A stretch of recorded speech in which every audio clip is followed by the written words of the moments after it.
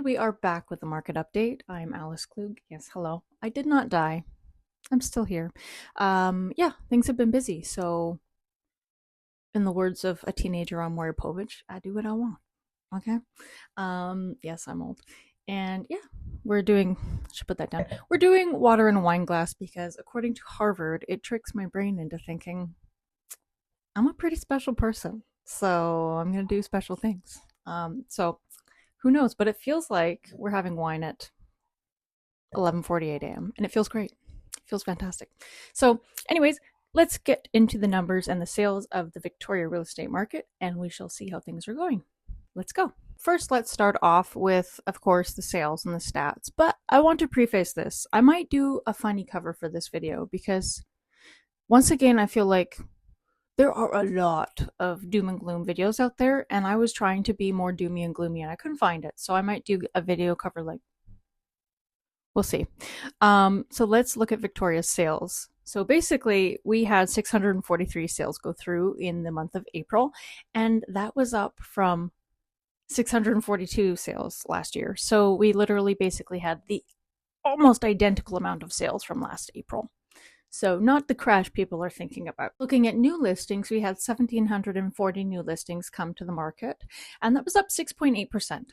So spring is, of course, the time that people want to list. It's green and it's beautiful out, so I'm not surprised.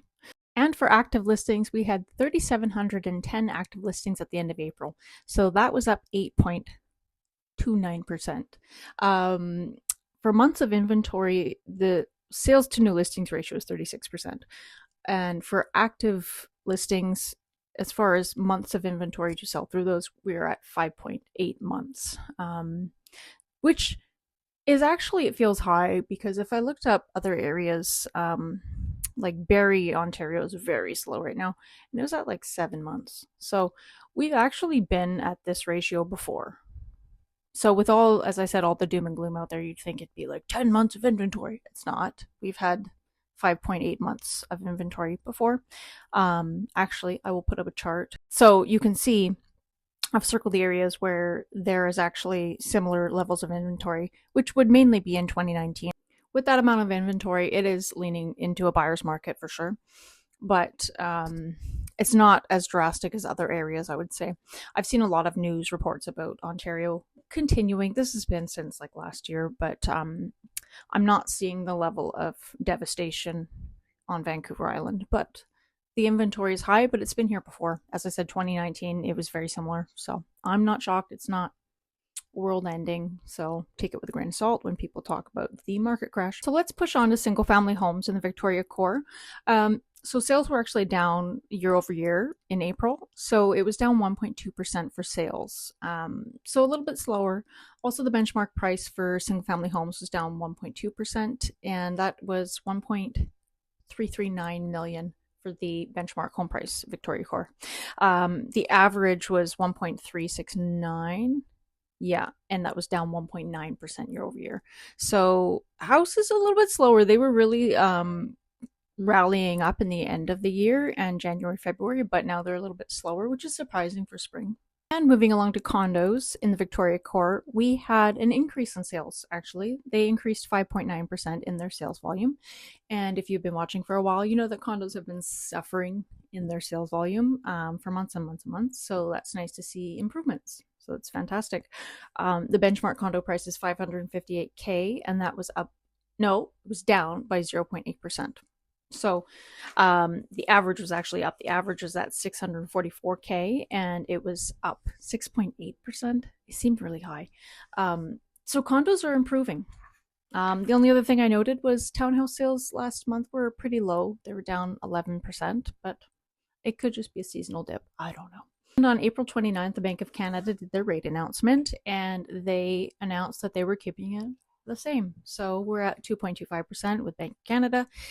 And I've been hearing it's going to go up. And I've had a lot of people asking me what to do with their mortgage because they need to renew. And so a lot of people are coming up on that. Mine's coming up in a year, and I'm kind of facing the same thing. But again, I would always defer to a mortgage broker. But I've heard it's going up, but they're holding it the same. The Bank of Canada did kind of allude to the fact that dog crate condos, small condos, were putting a drag on the GDP, mainly because like if they're not selling, it's like we baked too many cupcakes and nobody's hungry now.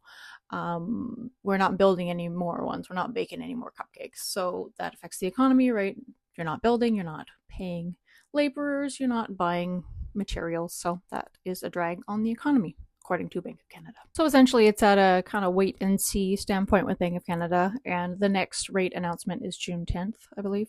So we'll see what happens then. But in the meantime, I did notice, though, talking about condos, that in some realtor Facebook groups where we have, industry discussion, somebody was asking a question about buyers backing out of pre-sales in Victoria. And there was a few people that chimed in, and they had multiple clients who had backed out. So just something to give you a gauge. I know that in Toronto and Vancouver, it was like a massive issue, but apparently it does come here.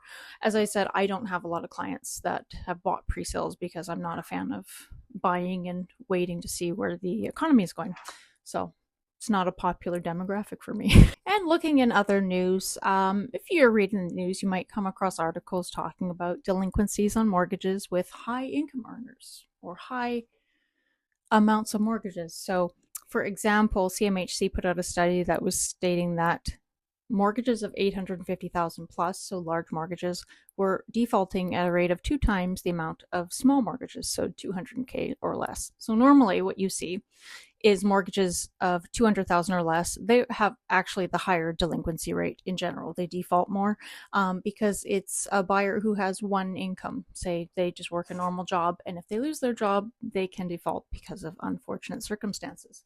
Whereas high income earners, they tend to have more streams of income, richer parents sometimes, or investments, just different things that would provide for more of a cushion, but they are actually defaulting more. So big, huge house owners are facing some headwinds. And this was something that they noticed in 2008 in hindsight, that it's called risk inversion. I don't know why it's called that, but that was noticed in 2008 as well, especially in the United States. So that flip where high income earners are actually at a higher risk of default is not common, and it's definitely a change. So it's something to watch out for. The other thing that was noted in Vancouver news was that in April, they actually saw prices tick up very so slightly for the first time in a year. So a win is a win, okay? So they're still down 7% year over year for prices. So they're not recovering any losses there really, but it's like stabilizing. So it's not dropping. Their listings are at a 13-year high, I believe, for active inventory. So they're still not through the woods, but that little uptick is maybe a positive indicator. So if you're selling in Vancouver, but it trickles over here, right? We have people come from Vancouver to buy here, so it all is relevant. Looking at foreclosures and court-ordered sales on the island, I've been keeping track of that somewhat. I think the last time I talked to you guys about it, it was 36 that I could find listed with court-ordered sales noted, and today it's 25. So there's less of them.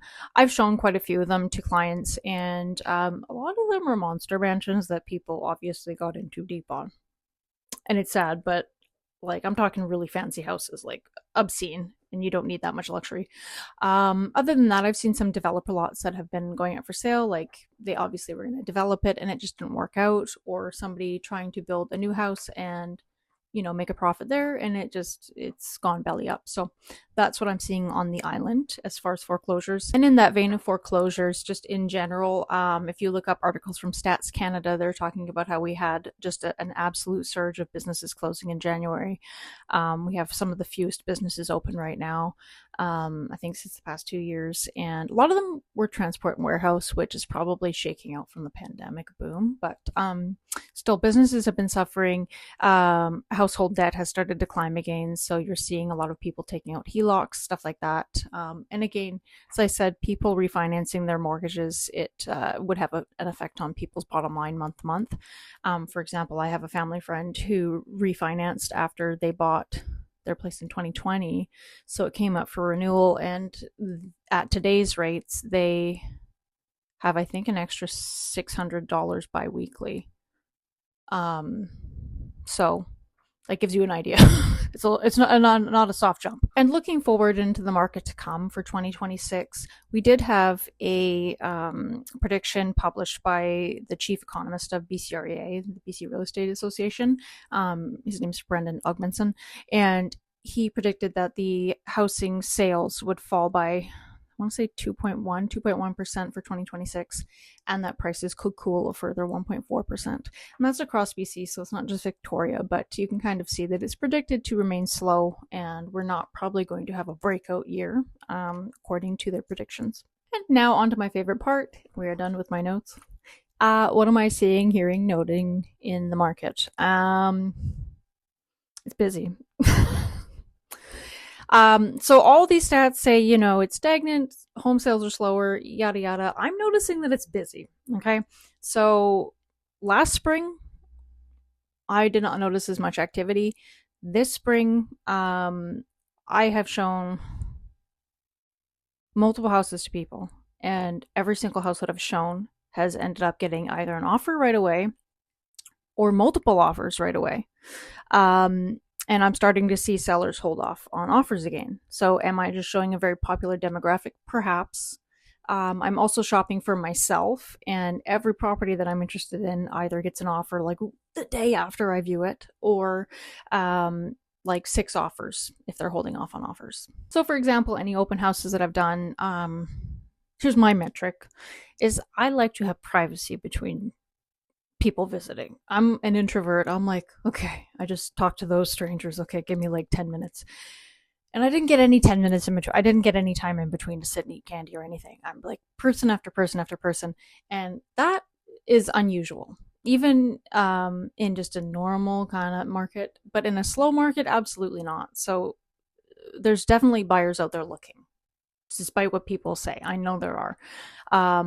The showings I've been to, a lot of them have been overlapped with other buyers. And again, if the market was so dead as people are saying, that's not the case. The other thing is, it's for certain demographics. So for example, the property I'm looking for some land, some space. I don't care too much about the house, but that appears that many other people in Victoria are looking for land and space and don't care about the house. There have been at least 3 in the past week that I've looked at that have gone into multiples, and they're not selling like 200,000 above what they're asking, right? We're talking like it'll get 5 offers and it will go 50K above. So there is that going on. And it's also big box houses with suites. I am finding they're getting multiple offers, or they are getting an offer just right away, like 2 days on the market, and they're not sitting as long. The only things that are stagnating are like those high price points, or people who are just overpriced and fishing. But if you're actually priced where the market is, things are going. And that was not so much the case last year. It felt a lot slower to me, and it's been a noticeable uptick, especially since March. So if you're thinking of selling, you probably should get on that. Well, strike while the iron's hot. The other thing I've noticed quite frequently is that there have been listings that have been sitting since last year, and they've just been relisted and relisted around the same price. And by the time I come view it for myself or buyers, as soon as we're viewing it, or as soon as we offer on it, there's other offers. So it feels like stagnant listings that were not moving are all of a sudden getting that interest back. And I haven't seen that in a long time. So it's just my 2 cents. Like, I'm just saying, this is my experience, boots on the ground, dealing with buyers and sellers. I am finding it quite a bit different than last year. So for one last bonus round, I went through all the sales in Victoria area for the past 30 days. And I wanted to see, did anybody lose money? How bad is it? Everybody wants to know that, right? So overall, nobody lost money in the sales that I looked at. There were 76 of them, really central to Victoria. And here's where they were mainly profiting. It was the 2020 to 2026 sales cycle. So, for example, an Oakland's house bought in 2020 for 728K, sold in 2026 for 902K. Royal Oak Townhouse bought 2020 for 709K, sold for 910K. Another Oakland's house bought 2020 for 850K, sold just recently for 1.1 million.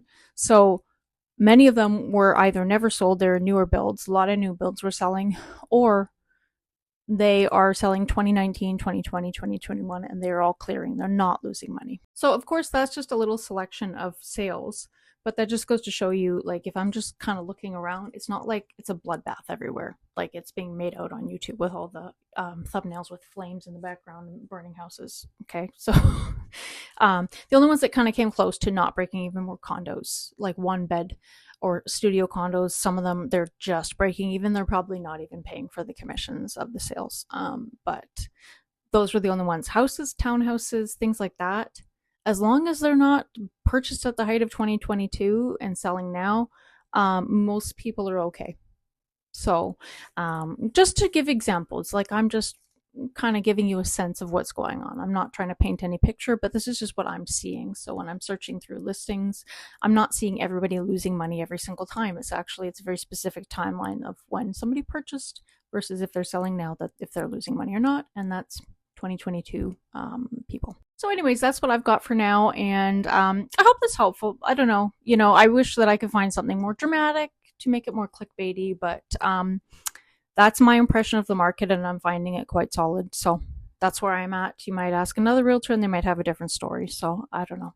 Anyways, I'm going to go. My dog is scratching at my door. So I will see you next month. I promise.